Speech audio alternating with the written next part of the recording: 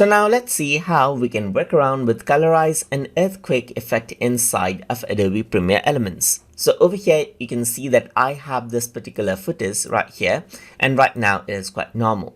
So now in order to apply the Colorize and Earthquake effect, I'm going to go around under effects right here, and I'm going to expand out the show all right here and go for new blue effect right here. So once you do that, over here you can see that Colorize is an option right here. So if I were to go around and click and drag this around onto the clip right here, then you got the Colorize option, where you can go around and change around the Colorize option. That is, you can choose one and second color right here.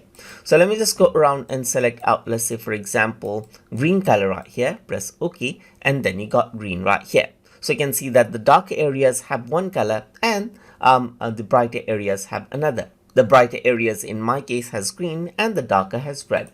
So you can go around and change this around into blue right here, and accordingly it changes out, as you can see right here. So you can go around and change this out right here, as you can see. So let's just go around and change it out into more like this color. So let me just go around and just make sure that it's red right here, just like this, and you can see that that is what you have.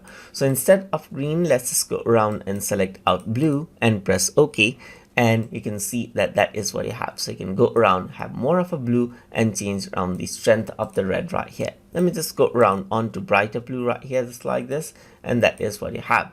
You can also go around and choose around different color right here. You can take the color picker right here and choose the color that you like as well, just like this. And then that is the effect that you get. So that is how you can work around with the Colorize option right here, and you get this effect.